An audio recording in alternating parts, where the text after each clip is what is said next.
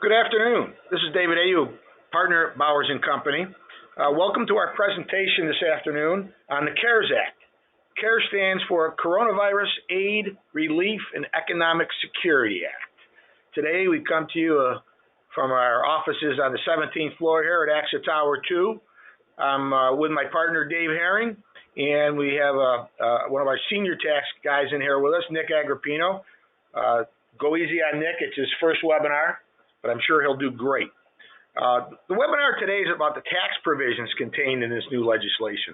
Yesterday, some of you may have attended the webinar on the Payroll Protection Program put on by one of our other partners, Bob Teska. This is a great program. All businesses should access it if eligible, and I'm sure Bob emphasized that yesterday. The tax provisions we're going to cover today are really good stuff for businesses as well as individuals. While there's some new things, there are also some excellent enhancements of existing laws that can really benefit you for the current year, and actually some opportunities to get better results in prior years. That's not usually the case when you get a new tax law, but these provisions are meant to decrease tax liabilities and leave more cash in the hands of businesses and individuals. With everything that's going on out there, that was the impetus for these new laws. So we're going to try and show you how you can take advantage of these. The last thing is I want you to keep your eye on the effective date. Every slide will have an effective date for the provision, and you're going to notice that some are limited. They may only be for this year and maybe one more, but then some will continue on until such time as another law comes out and changes them.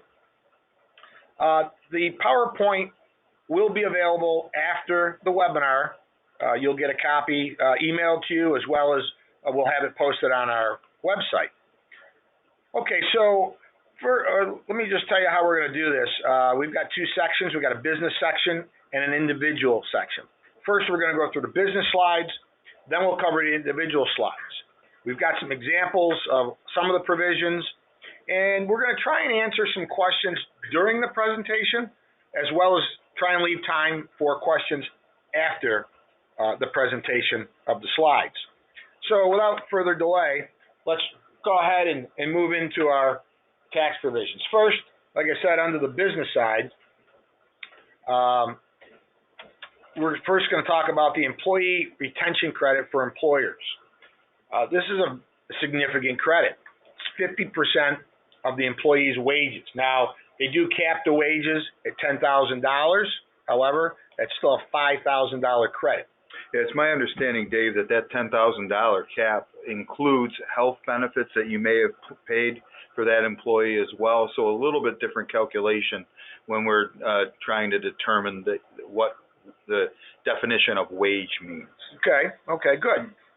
Now, as I mentioned in the opening, the PPP, the Payroll Protection Program, which is out there, if you get a loan from the SBA for this program, you can also take the wage credit here.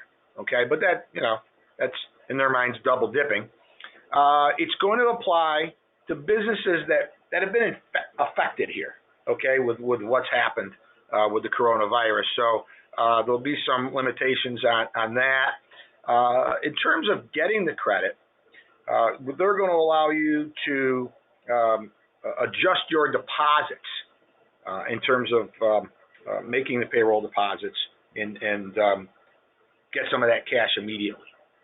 Okay, I guess generally this applies to businesses under 500 people, Dave, but they do say that if you're over 500, you can still get it, but there was a little bit of a caveat there. Yeah, for companies that have under 100 employees in 2019, all of the employees' wages will be eligible, regardless of whether they had been furloughed or not. When you get to an employment level of greater than 100, the $10,000 cap in wages and health benefits only applies to employees who have been furloughed. Another interesting point is it doesn't include the sick leave wages that may have been paid under another part of the Act, the Emergency Paid Sick Leave Act. And I misspoke there. I'm glad you picked up. I said 500. It was 100. Mm-hmm. Okay, great. So the second item we'll talk about here is the delay of payments on the employer payroll taxes. Okay, there's a lot on this slide, but let me break it down for you a little more clearly. They're going to allow you to defer as an employer applicable employment taxes. What are those? It's the FICA tax on the employer side, and if you're a railroad, it's the Tier 1 for employer and employee. Okay? The deferral period, in this case, it's like I mentioned, the effective date is from the 27th when the law was enacted through the end of this year. So that's the period of time on which payment of some of these payroll taxes can be deferred. Now, what I like here is the applicable period. You can't make a lot on your money these days, but I think that's not the point here. It's about cash flow. And if I can not pay in the employer FICA, and I've got until the end of 21 to pay half of it back, and then the end of 22 to pay the other half back, boy, that's not a bad deal. That puts some cash in my pocket. Yeah, it's my understanding too, Dave, that again, if the employer has applied and received the payroll protection program, Mm-hmm. This particular relief won't apply to them. Okay. The interesting part here that I saw was it applies to self-employed individuals. Okay, so a self-employed individual doesn't pay payroll and remit taxes in that manner. What they do is they make quarterly estimated tax payments.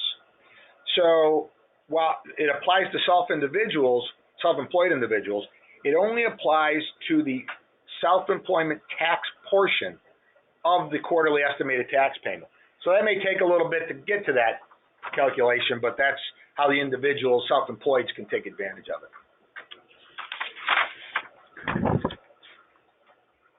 Next item, again, this is one that's pretty straightforward. The repeal, temporary repeal. They say temporary, but then they leave it open-ended. That repeal of the taxable income limitation on net operating losses. This 80% limitation on taxable income was something that they put in a couple of years ago. Part of the Tax Jobs and Tax Relief and Jobs Cuts Act? Yes.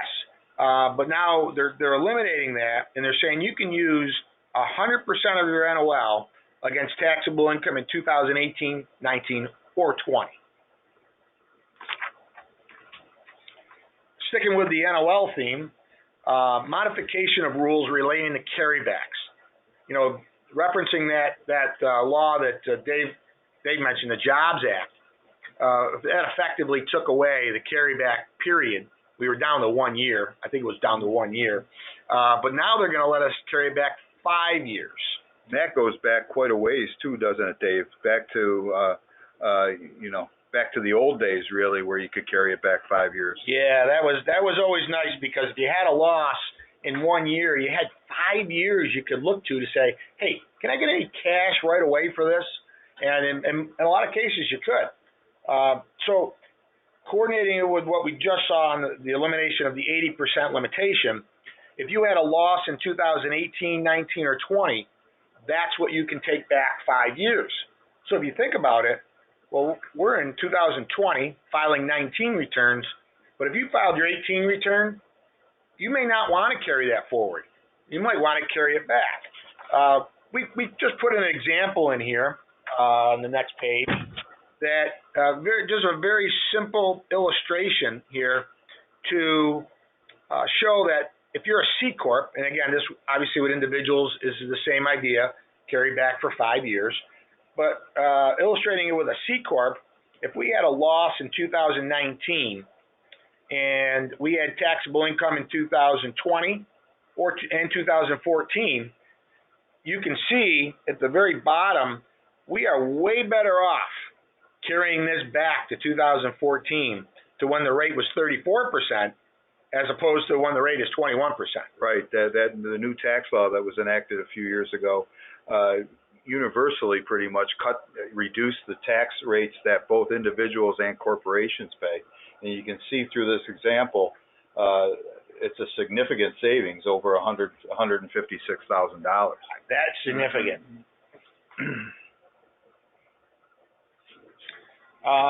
Sticking with the theme of losses, this limitation on non-corporate taxpayers, this was something that came in again with the Jobs Act, and I think what it was meant to do was limit how much an individual could take from their pass-through businesses and reduce their taxable income. And one of the things I think they were looking at was 2018 for those playing at home. That was the year we got 100% bonus depreciation allowed to us. So I think they were looking at that going, hey, we're going to give everybody 100% bonus depreciation, increase the Section 179 limitations. There could be some big losses out there. Well, let's tap them down a little bit by limiting it to what they could take and use currently. The rest of it would go forward. So having said all that, all this is doing is suspending for a short period of time that dollar limitation. So for 18, 19, and 20, whatever your pass-throughs are giving you onto your personal return, you can take as losses. So it's like was like a governor. But again, focus on the fact, excuse me, that 2018 is included here. Again, a year we've already filed, and if we had limitations, we may want to go back and amend that return and take advantage of this. Corporate minimum tax, Nick, why don't you take us through this one? Okay. So essentially, if a C corporation in prior years, part of the Tax Cuts and Jobs Act was in 2018, the corporate AMT tax was eliminated. So essentially, the AMT tax is almost what I think of as a prepayment of tax for future years.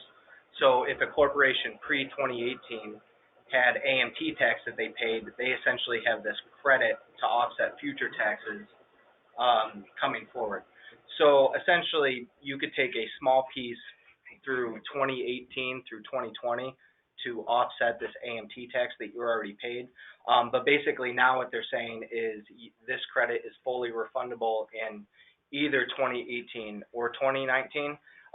So if you've already filed in 2019, you can apply for a quick refund of the rest of this credit that you have to use.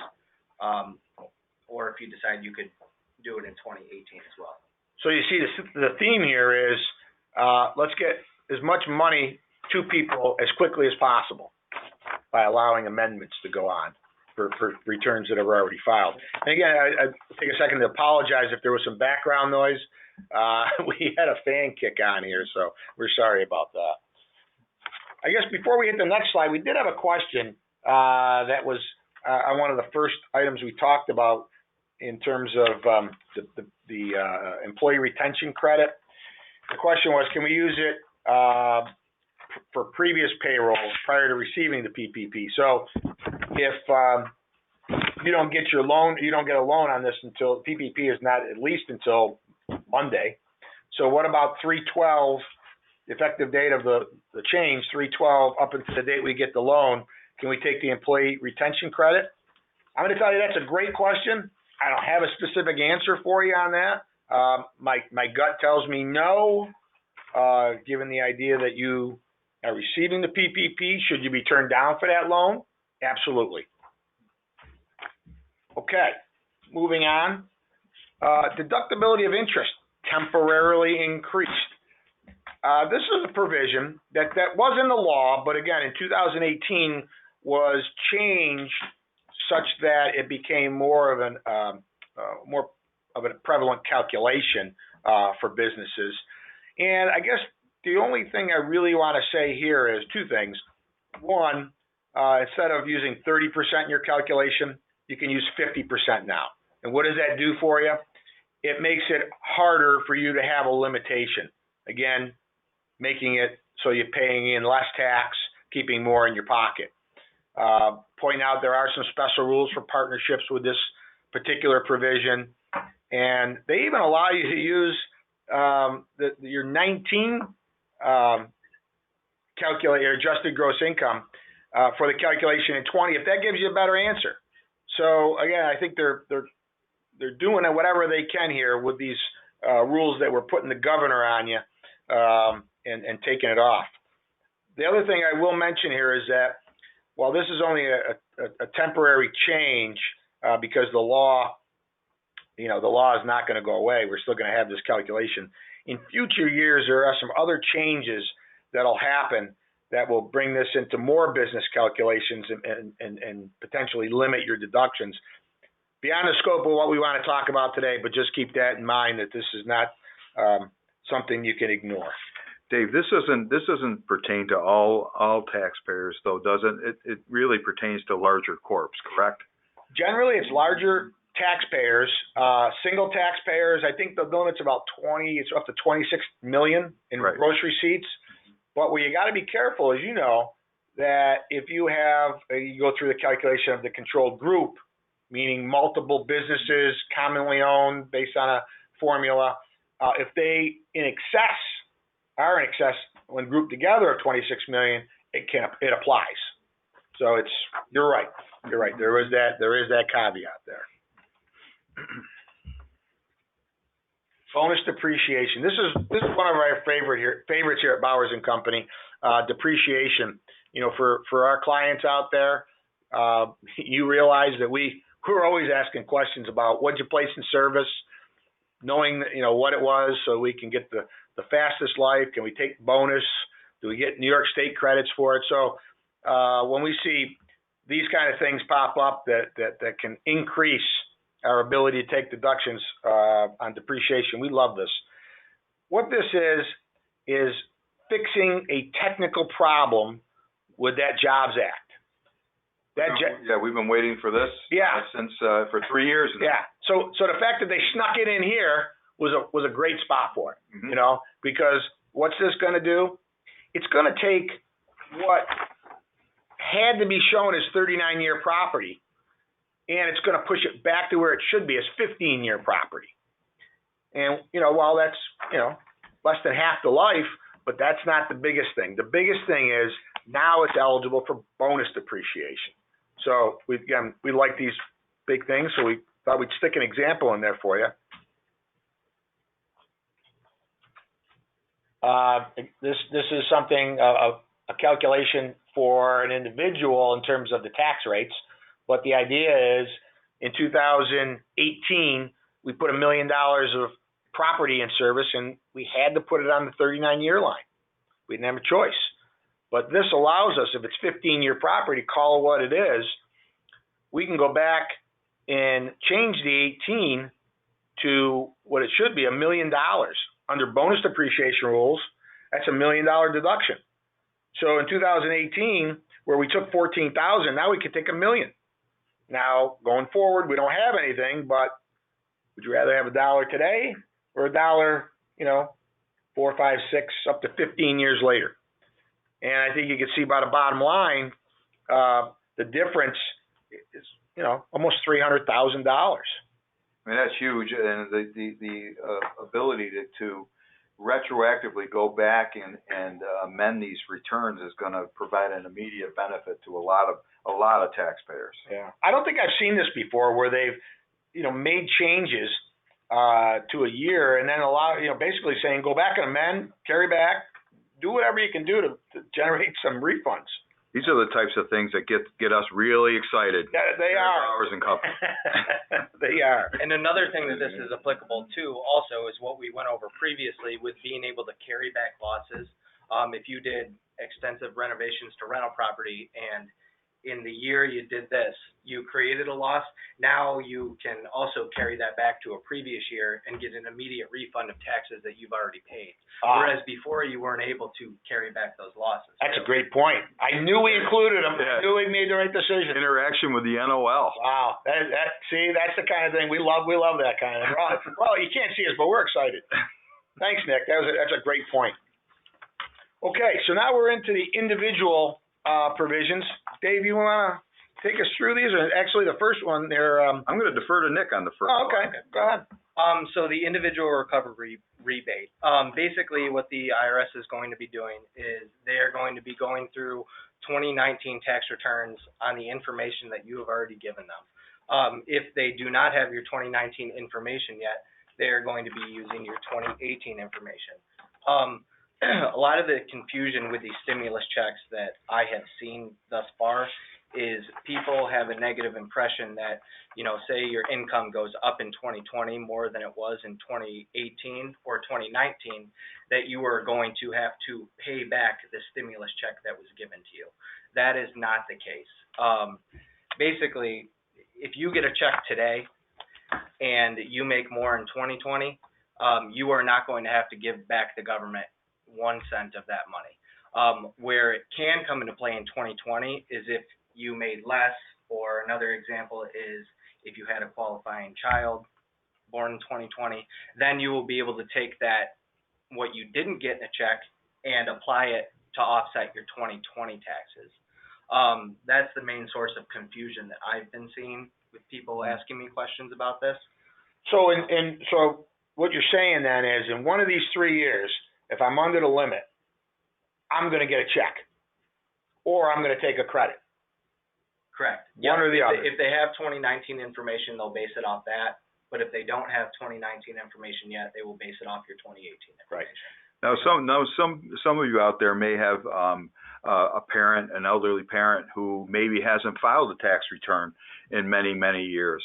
There's a couple of things that can happen. The IRS could look to their Social Security statement, and I also saw that they may come up with, I'm going to call it a postcard filing, where if maybe a person isn't collecting Social Security yet but still doesn't have to file a tax return, that there'll be some sort of very abbreviated filing that they can do, whether it's on the IRS website. I'm assuming that's where it would be, in order for them to get registered and get their this recovery rebate credit.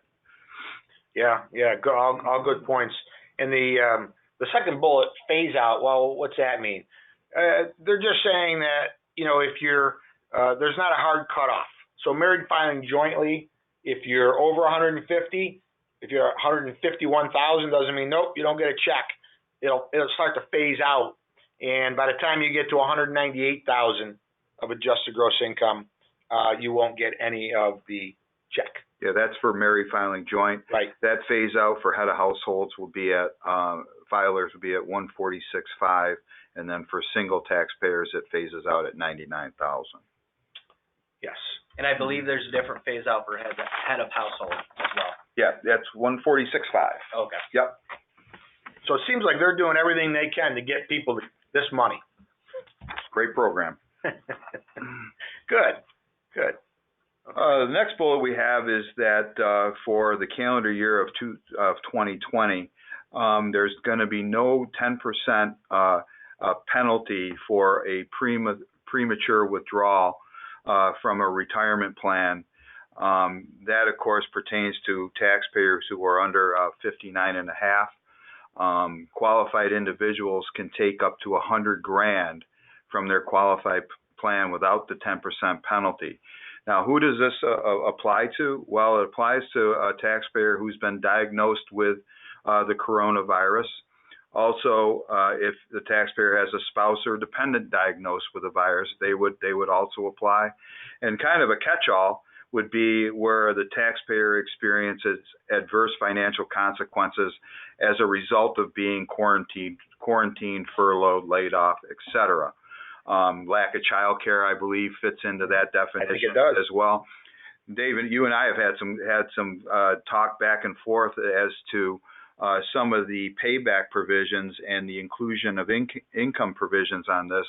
Kind of a nice feature of taking out this money pursuant to this is that you can pay this back ratably over a 3-year period. Another great provision is that you can also pay it back over that 3-year period. Pay it back to the plan. Pay it back to yourself, essentially, to the plan. And what this is doing, a lot of you may know that if you took a distribution from an IRA and maybe we're putting it into a different IRA, you still do have 60 days in which to do that. This is effectively extending that 60-day period to 3 years.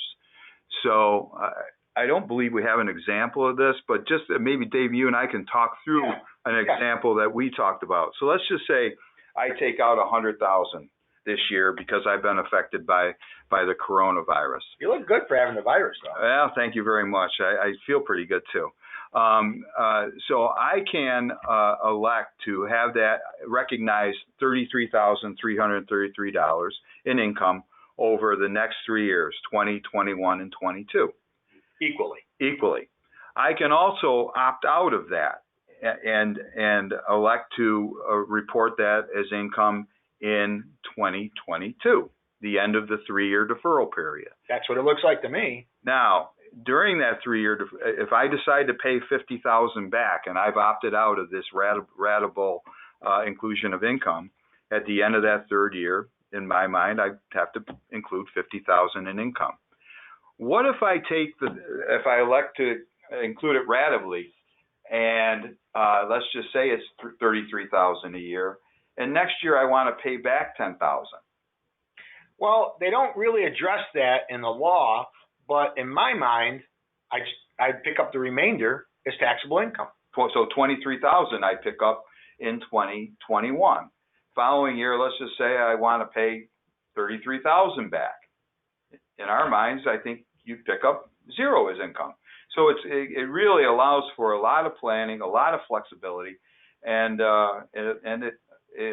unfortunately, the people who are affected, you've got to be affected to get this money, but it certainly affords them an avenue to get some cash immediately. It sure does. And being that we're in early April, if you have to do this now, what I'll tell you is let us know, because we're going to be watching for the regulations here. What we just described on the options, other than either rolling it back in at the end of during the 3-year period, or picking it up ratably, was kind of our hybrid. Okay, and we'd like to make sure that that's in the regulations, but from the law, that seems like it could be possible. It seems like what we could do. Yes. Yes. So please let us know if this is something you're considering. Next slide is and we've talked about this in the office. Not sure why this was really included, but the required minimum distributions for taxpayers 72 or older have been waived for 2020. You guys got anything you want to add to that? No, I think, the reasons are obvious. You have to take your required minimum distribution based on the value in the account at the prior year, of all your accounts at the prior year. Well, at the end of 19, the market was pretty high, so they're assuming that, your money was sitting in the market, or a portion of it. And this is a nice way not to penalize you, and let you leave it in there, wait for the market to come back. Kind of a recovery mechanism. A little bit of a recovery mechanism. Now, this also applies to the fact that if you were required to take one out in 2019, but you opted to defer it to 2020, that one is waived. It's waived as well, so you won't have to take that very first one out. So, nice provision. I think it's perfect timing. We're going to hop back to a question really quick on the stimulus check. Basically, someone asked that if you normally pay taxes instead of getting a refund, the IRS will implement a portal so they can direct deposit the stimulus money rather than writing a check. Correct. If you use direct deposit information on your 2019 tax return, the IRS will use that bank account information to deposit your check. If you did not use direct debit or direct deposit for your stimulus check, we're kind of unsure how much of a delay that will cause the checks to come to you. Chances are there will be a delay. But if your direct deposit information is on file, that is what they will use. It's my understanding that the IRS will be informing all taxpayers within 15 days as to the method that they use to get that money to you. Good. Good.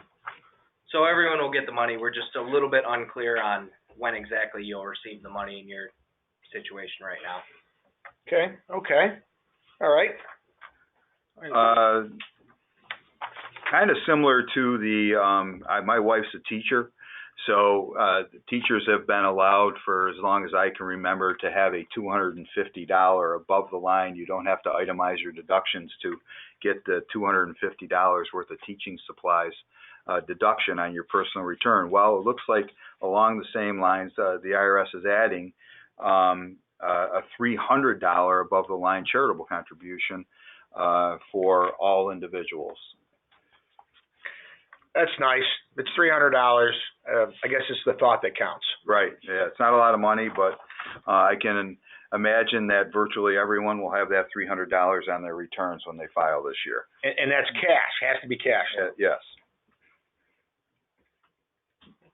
Now we're going to go over the modification of limits on individual, corporate, and food inventory charitable contributions.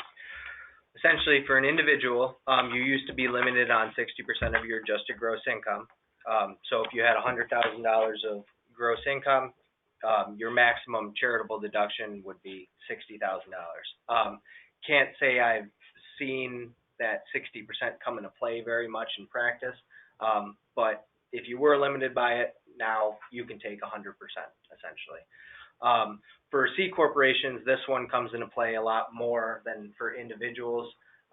If the C corporation's bottom line is $100,000, you're limited to $10,000 of charitable contributions. Now that limit has been raised up to 25%, so that limit would be now $25,000 versus the previous $10,000. For food inventory that is donated, the limit used to be 15%, and now that is increased to 25%. Relatively straightforward. This is a provision that's not retroactive, so this will begin. These limits will begin starting in tax year 2020. Right, but it doesn't have an end period. Correct. Unless they change the law. Right now, they've changed the law from here going forward. This is, I look at these and I go, they're trying to spur some businesses and individuals to give a little more, which, is never a bad thing.